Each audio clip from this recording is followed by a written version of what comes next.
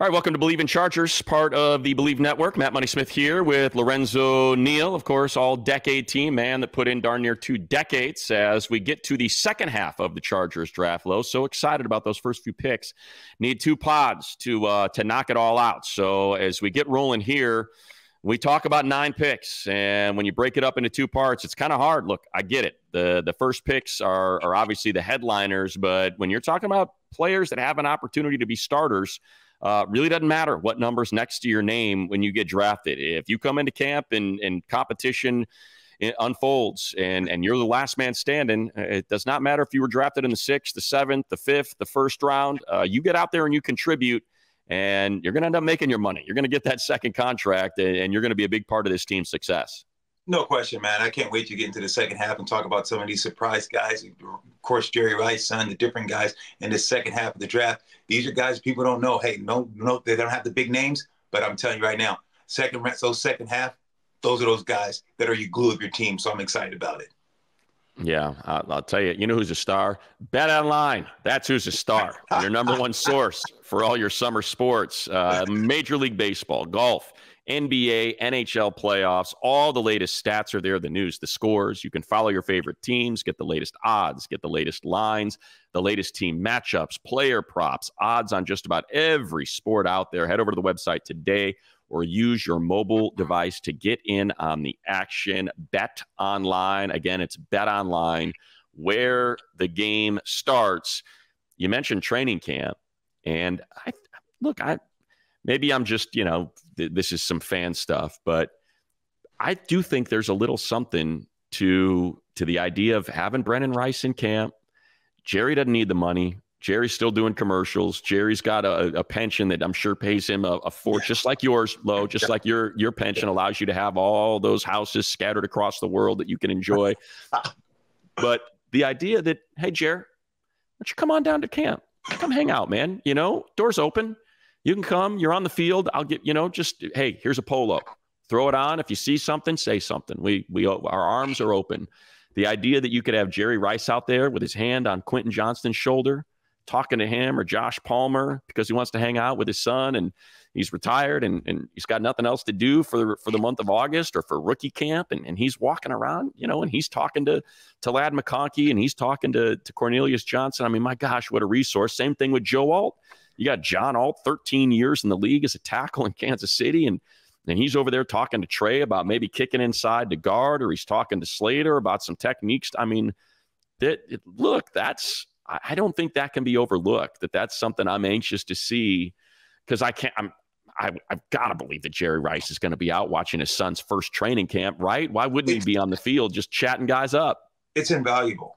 Money, what you just said, it's not a home run, it's a grand slam.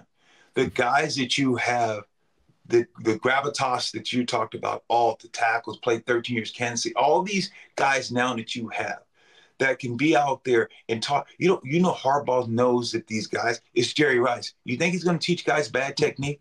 You think the tackle is going to teach bad technique? You're going to have coaches and out there. And what is it going to do for the fan base? I've seen Jerry. You're going to have training camp that's going to be, I know everyone's like, oh, training camp, and I get it. When I played, it was different. And I know everyone's good. Every 10 years, they say it's different. It's getting weaker. We get it. But I'm telling you, Harbaugh's training camp is going to be different. It's not going to be, oh, we're soft, this training camp. I'm telling you, it's going to get the other days where it's, okay, guys, take this off. No, he's going to rest the Khalil Mack, but he's like, hey, Khalil, I need you today. I need you to practice hard. I need to get, and you'll see Khalil and Bosa and these guys pick it up, doing these. They're going to be working with the iron sharpens iron. And I'm telling you, like you talked about, by having Jerry and those guys out there talking to guys, talking in the team meetings, when guys retire, hey, guys, training camp, Jerry Rice stands up and says, I remember being at training camp. It's about pushing through. Who's going to the weight room after this? Who's going to get the extra in after? Those are those things, those moments that players, when they're thinking, oh, woe is me, and Jerry goes in there and says, hey, look, after why aren't you in the weight room right now? Why aren't you getting your body back? You feel tired? This is the time to push through. So I think it's going to speak volumes for this team, the organization, and the players. No doubt. And hey, how about just the idea of waking up and saying, man, I'm going to go on a football field today. Jerry Rice is going to be there. Yeah, like, I'm going to go hang out with Jerry Rice. Like, that's It's kind of cool. I mean, maybe it's different for them because they're professional football players and they're used to that sort of thing. But it's not different. It's Jerry Rice. It's a different deal. Freaking Rice. You're talking about arguably the greatest player in the history of the NFL. If you talk about production and winning, and obviously the greatest wide receiver ever, but you can make a pretty compelling case that he's in the conversation as the greatest player in the history of the league, and he could be floating around out there. Let's get through some of these other picks. We talked about McConkey. We talked about Alt. We talked about the back end, the two wide receivers, Cornelius Johnson and Brendan Rice. So let's get the names in between them. We start with the third round.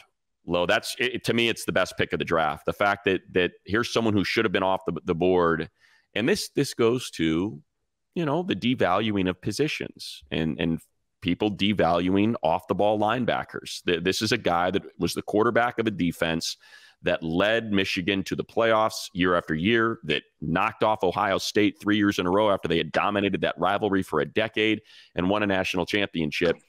I mean, you're going to be talking about a rookie that's got Khalil Mack, Joey Bosa, Derwin James on a defense, and he's probably wearing the green dot, and he's going to be telling these guys how this defense is run with Jesse Minter, because he's been in it for the last 4 years, and where they're supposed to be and how this thing works. It's going to be odd, but like that's how important that guy is going to be when he steps on the field, old number 25 for Michigan.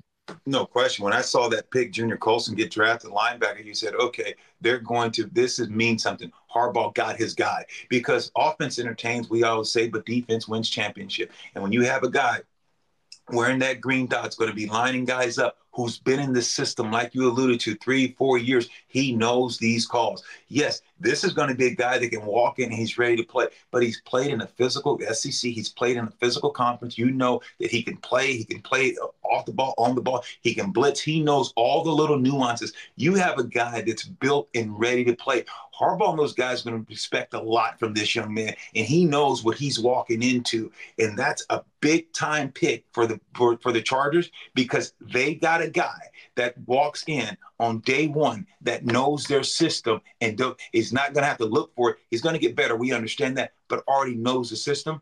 That's going to be huge. Yeah, I mean, you mentioned it. It's a physical conference. You know, you're talking about Ohio State and Penn State, and obviously the rivalry with Michigan State. And even if you go to the other side of the Big Ten, you've got Wisconsin and Iowa, and like it's physical. And here's and you know, I'll flip this to the fourth round pick now, Justin Eboigbe from Alabama, and again, physical conference, success, national championships, participating in the playoffs as, you know, the center of, you know, he talked about tip of the spear offensive line, tip of the spear, interior defense. Can I collapse that pocket from the inside and allow my edge rushers, Dallas Turner, to feast? And this is a guy that was moved. Eboigbe is very similar to me, like just the idea is very similar to Tuli and Joey, where he can play inside, he can play outside. He's 295 pounds, he's 6'4", he's a big dude, but they moved him all. Nick Saban moved him all over that defense.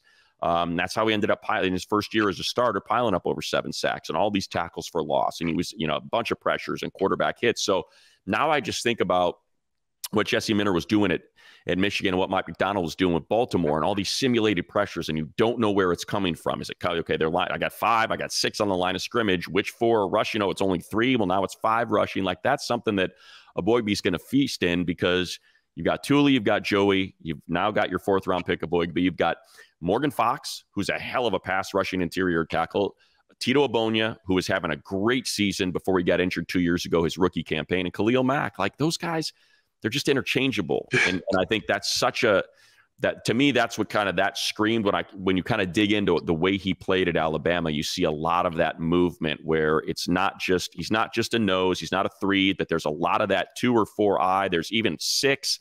He's lined up like he is all over that defensive line, and they were throwing him at offenses from everywhere. Oh, yeah, and you saw Alabama once again in the draft.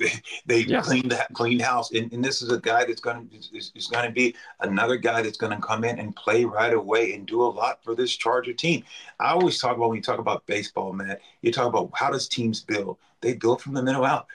Make sure you get a catcher, you get a pitcher, you get a center field. Think about how important that is when you talk about football. You look at your center, your middle linebacker, you got your quarterback. You build from inside. Everyone talks about the quarterback position, the pitching position in football. Being a quarterback. You talk about a center, you talk about a catcher. Those guys are important. I think that's what football is too. You get a middle linebacker, you go out and make sure on defense, you get a guy that can play the 3 technique, a guy that can move out, be very versatile. You build in those trenches and you build inside out. And I think they've done a phenomenal job of at least looking like they got better. Not necessarily people that just jump off the board, the flashy, everyone talk about flash. Right. You're talking about blue collar, I like to call them grunts. Those guys is going to be on the front line. The guys that, you know what, their name's not going to be in the paper, but they're going to get it done, and you need those type of guys, and that's what the Chargers did. Yeah, I'll tell you, and we get to the 5th round now, and it's interesting. It's such a perfect example of the dichotomy of the position, right? Or the dichotomy of positions in the draft when you get into these rounds. It's traits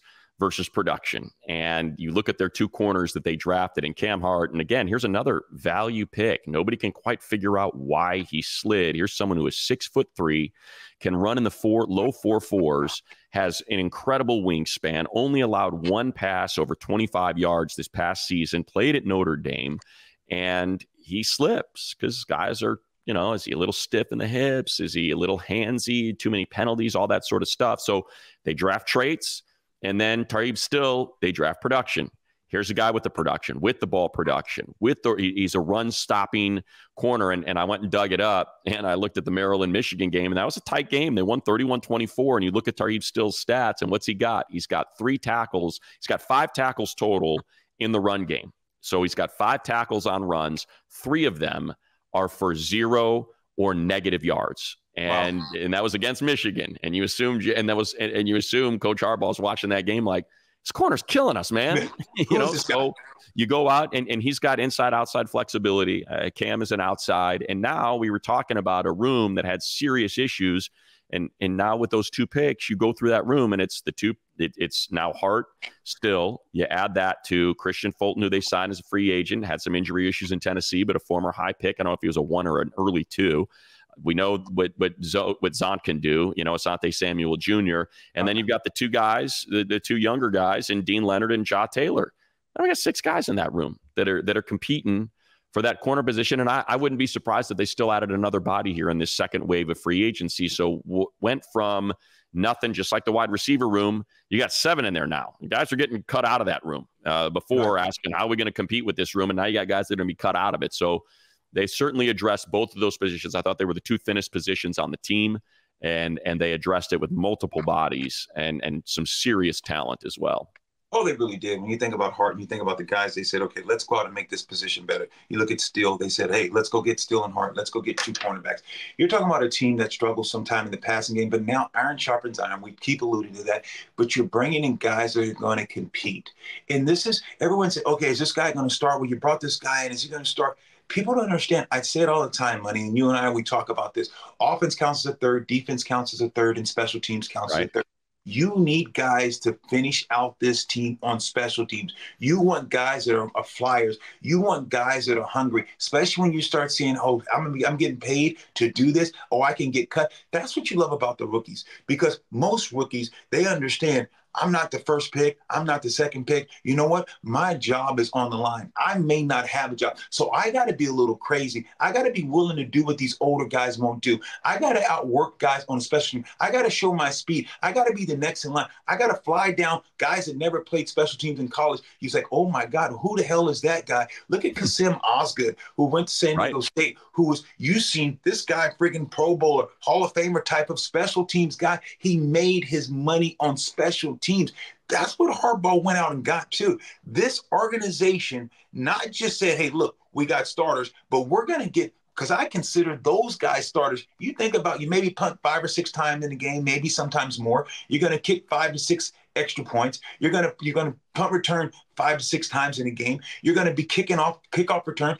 You think about that. That's friggin' 15, 20 plays. Those are those hidden plays, Money, that people don't talk about. And that's what I think Harbaugh and this organization focus on too, about those 20 to 30 plays that we don't talk about, that no one's going to say, oh, no, they don't understand. That's a part of football, and that's a Right. part of the game.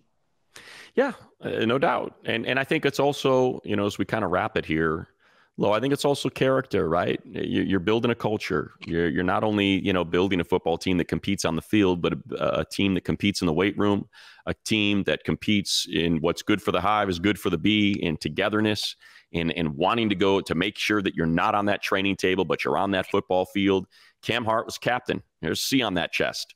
And that's, you get that in the 5th round, a captain at Notre Dame. Joe Alt, captain at Notre Dame. You get that in your 1st round. So you're talking about high character guys. And then also on top of that, I think there's this theme of overcoming adversity. It's something that I repeat regularly because I hear it all the time, through the draft process. Does he love football? So important to love football. He's going to get the crap kicked out of him. And if he doesn't love football, he's not going to be interested in going out there. He's not going to be interested in making that extra play. He's not going to be interested in sticking his nose in there if he doesn't love it. And you think about what your 2nd rounder, Ladd McConkey, the back injury, rushes back from that because he wants to be part of that Georgia championship run, loves football, clearly, back injury, and you're shaking that thing off so you can get back in the same season. You've got Justin Eboigbe, just terrible tragedy in his family, and on top of that, thinks about it, some think it's a career-ending neck injury.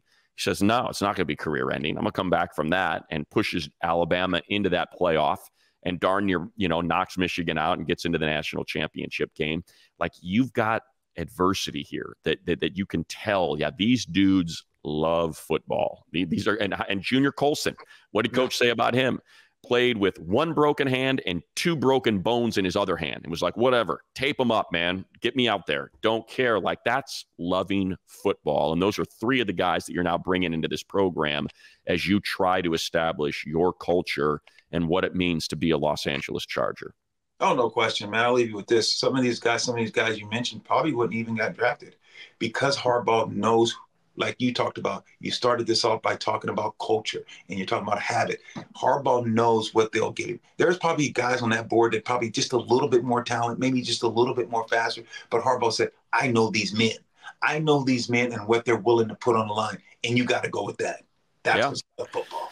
Yeah, the one name we didn't mention, just because I think it's, you said it there. Harbaugh knows these guys, and when we talk about Kamani Vidal, the 6th round running back who had 1,600 yards, I think he had the 2nd most missed tackles in FBS. Sure. He had either the 2nd or 3rd most yards after contact, and you want to talk about like how does he end up on the team? Well, don't forget about the transfer portal.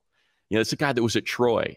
And when you're a running offense like Michigan is, I'm sure they were sniffing around like, okay, let's look at this guy that had 1,300 yards rushing and 12 touchdowns down at Troy and dominated the Sun Belt. Should we maybe you're going to have that advantage probably for the next 3 years. The next 3 years when you're talking about coaches that he brought in from Michigan, from Notre Dame, from the college ranks, along with Harbaugh himself and all the recruiting they did, guys that are just showing up on campus this year as freshmen that they were recruiting, advanced scouting for all of their opponents, in the Big Ten, all of those players, like they've got an advantage for the next couple years where they've got insight. You look at the guys, they played Maryland, Tarheeb Still. They played, I'm sure a lot of those guys that Notre Dame has those are the same recruits that Michigan is going after, the Joe Alts, the Cam Harts. I guarantee that Michigan is recruiting those guys and keeping an eye on them and then trying to figure out, okay, well, transfer portal, we loved them when they were in high school. Let's see if we can get them over here. All of those players, obviously Junior Colson and Cornelius Johnson are Michigan guys. So that's a no-brainer. And like, that's an advantage that this team is going to continue to have for the next couple of years when it comes to kind of knowing not just the stats and the tape, kind of knowing what these guys, what their makeup is. Oh, no question. And they're all over. And that's what Harbaugh does, and that's why he hired so many, like you just alluded to, college coaches, guys that are from Michigan, guys from around, because he wanted to make sure that he had guys that are still in tune with the college game and guys that are not just in tune with the college game. You talk about 3 years, 4 years, it could even be longer, Matt, because you talking about these college coaches, they're looking at juniors in high school. You're talking about guys that are already watching, hey, man, this guy's a high school kid that I want him. I'm already his junior, sophomore. Yeah. So you're talking about bringing in these guys that are looking at that guys that you're talking about, like you said, the Alabamas, the Notre Dames, the USC. You have a coaching staff that are connected. This is not a bunch of older coaches that, that haven't been around the college game. They also relying on themselves. So you have coaches that can go in and talk to these scouts and say, this is what I liked about this kid. Boom, boom, boom, boom. And it's like, it is going to help this organization without a doubt propel for the next 3 to 5 years, that window, because of the fact, the kind of coaches and the scouting that you brought in. No doubt. Look, between now and the next, so what do we have now? We got all the undrafted free agents. We'll start to kind of learn a little bit more about them. We'll dig into those in some future Believe in Chargers pods. Obviously, we've got the schedule. Schedule is going to be coming, and we're going to see if they get, do they get the Chiefs on Thursday night to open the season? Is that coming? Are they going to Germany? Are they going to London? Is that coming? All those sort of things. They're an international game. How many primetime games? Is there a Thanksgiving? Now they're playing on Christmas Day. Like, that's the next thing, which is just logistics and figuring out where all you great Charger fans need to book your tickets and hotels and where you're going to, because you guys have a great presence on the road. No doubt about it. I know I keep saying last thing, Lo, but I can see it right here in my periphery. I want to grab it. Go ahead and grab it. But I'm looking forward to just training camp and just OTAs where they're getting ready, really when they get really going, because there's a lot of things that we're going to be able to see. The season's going to be the season. I think it's going to be a lot. It's going to be determined in these next couple of weeks, OTAs, training camp, and that's what I'm excited about. All right, a big thank you for listening again. Please remember, it's we love that you download, that you listen, but if you don't mind the reviews, if you have a couple seconds to type out a few words, and if you can just leave a rating even, that helps us out a ton, whether it's on YouTube and you just like it, you subscribe, or it's on wherever you get your podcasts. A review and a rating. It goes a long way for us to continue to grow this thing. So thanks, everybody. We appreciate it. A couple this week. We'll be back next week with more coverage of this rookie class as they make their way out here to Los Angeles and get acclimated to what life is like being a Charger.